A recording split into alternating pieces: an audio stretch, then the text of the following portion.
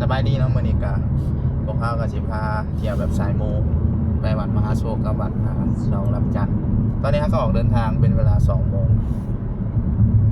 อากาศก็โอเคอยู่ใช้เวลาเดินทางกับประมาณ1 ชั่วโมงนะมื้อนี้สิไปแบบเที่ยวสายมูไปเฮ็ดบุญหน่อยหนึงไปขอพรนะมื้อนี้ก็บ่ได้แอดเวนเจอร์หยังหลายไปแบบชิวๆขี่รถใหญ่ไป เดี๋ยวทริปหน้าต้องหาออกเที่ยวอีกประมาณกลางเดือน11นะเขาก็สิไปใส่สมบูรณ์ทริปนี้ไปขอพรก่อน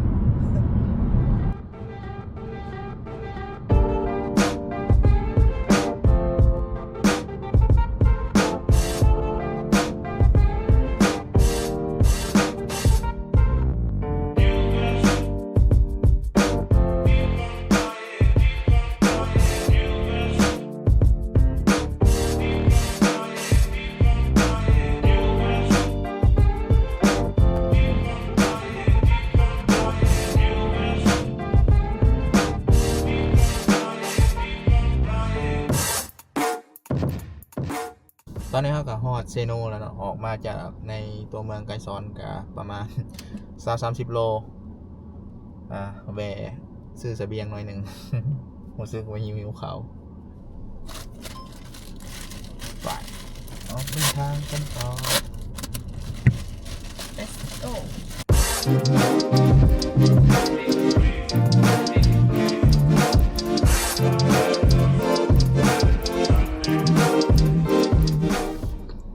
ตอนนี้ฮอดทางเขาแล้วเนาะขี่รถมันไกลขี่รถบ่ไกลครับประมาณ4-5 โลเนี่ยออกมาจากบ้านต้องเห็นตอนนี้ก็แรงเลยเป็นเวลา3 โมงเลยคนก็คือ10 บ่หลายตอนนี้เป็นเวลา3 โมงกับผมมีแขกแล้วเดี๋ยวเขาไปหาซื้อถูกก่อนดีบ่ไต่ถูกเดี๋ยวเท่าไรไหม60 อ๋อเงินสดเป็นน้ำข่อยลืมเดี๋ยวตอนนี้เขาก็ได้ถูกมาแล้วกาสุดหนึ่ง30,000แล้วก็จะมีอยู่5 บ่อนเขาจะไปไต่เนาะแต่ละพระแต่ละองค์ก็แตกต่างกันไปนี่ทางเขาแบบอยู่ญี่ปุ่นเลยทุกคน แบบคือแบบคล้ายๆคืออยู่เหนือแถวไทยเนี่ย ลมแดงอีกเด็ดแดงเกิดบ่ถึงกับผ้า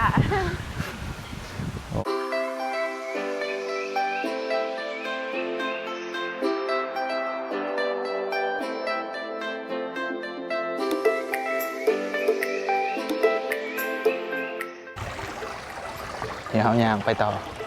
ไปบูชาพระแต่ละองค์ต่อเนี่ยย่างไปตามทางแล้วสำนางสาวอย่างในซากุระ ดอกซากุระเพราะน่ะสีน้ำโคตรงามไปต้องระวัง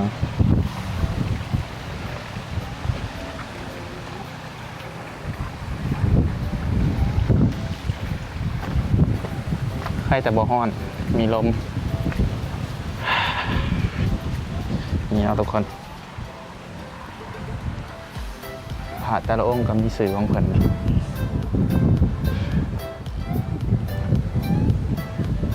แล้วก็มี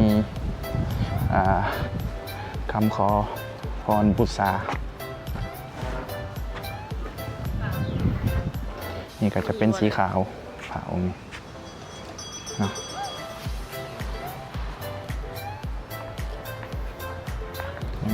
พระแต่ละองค์ก็มีคำบูชา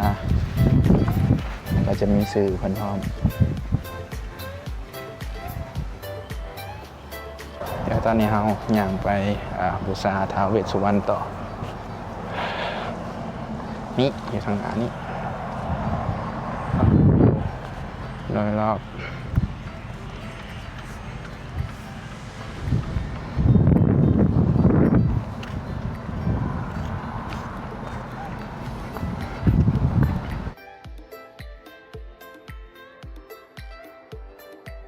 ตอนนี้เรากับบูชาได้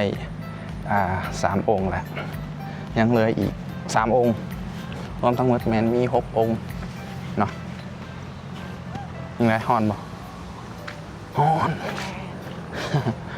ทั้งแดดทั้งลม หาก็ได้ครึ่งทาง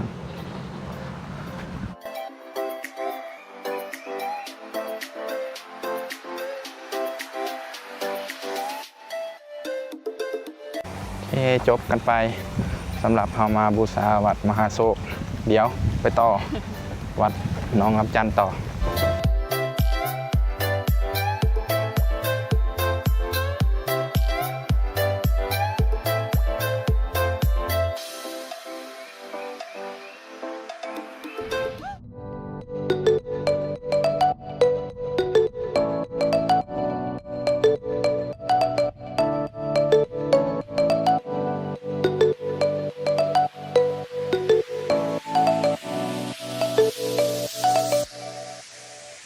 เอกลักษณ์ของวัดนี่มันเพิ่นให้ปลดเกิบตั้งแต่ทางเขาเนาะนี่เขาอย่างแบบตีนเปล่าเลยนี่ด้านข้างก็จะเป็นหอไตเนาะเพิ่นอาจจะปิดแล้วเรียกว่าเฮาขึ้นไปได้ปะยังขึ้นไปได้ปะนี่ก็จะเป็นหอไต ตรงไหนมีสะพาน เราสามารถขึ้นไปบูชาได้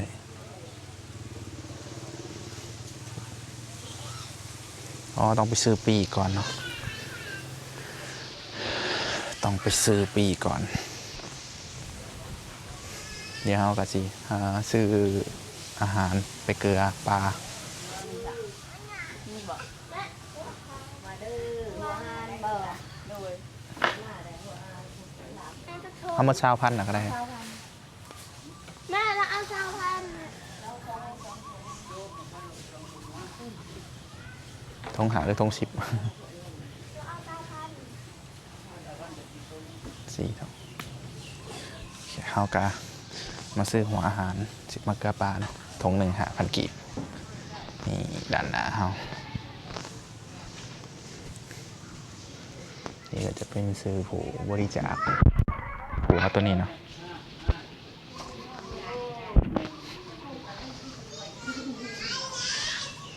นี่มาด้านข้างก็จะเห็นเป็น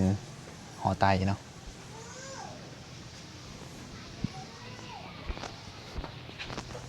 ประมาณนี้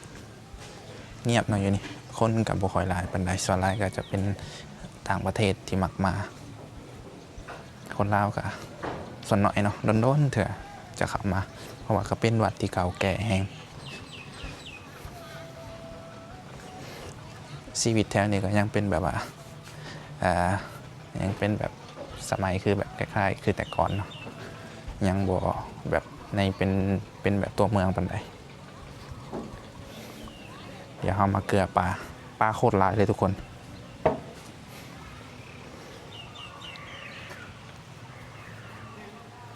เกลือก่อนไหมนี่อาหารปลา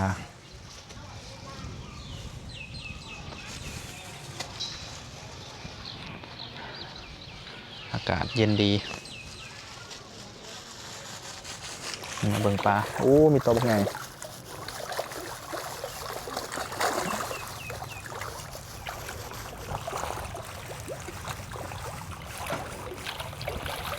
เดี๋ยวเอามาเคลียร์ปลา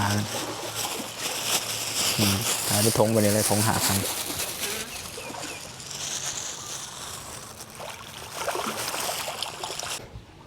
เดี๋ยวเอายางไปเบิ่งผ่านด้านข้าง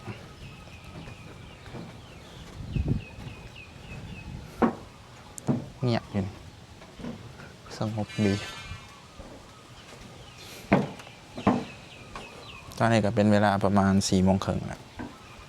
จังหวะเพิ่นก็น่าจะปิดวัดนะประมาณ5 โมงเพิ่นปิดเนาะนี่เขาอยากมาสุดครัวก็จะเป็นบอลเพิ่นเฮ็ดผักหลายองค์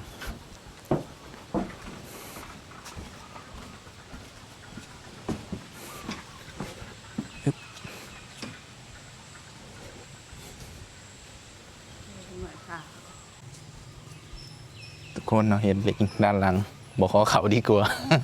ลิงตัวใหญ่อยู่ด้านหลัง เดี๋ยวเขาเบิ่งข้างกลางเอาประมาณนี้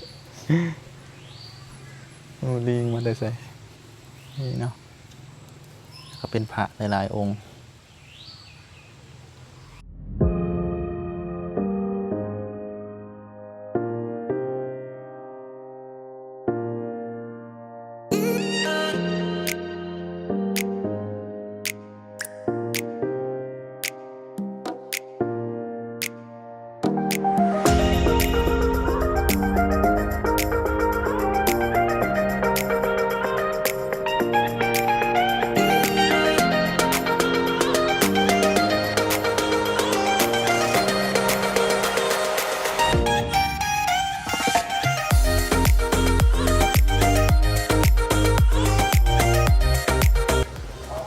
โอเคคลิปสายมูวันนี้เฮาไปเที่ยวกะ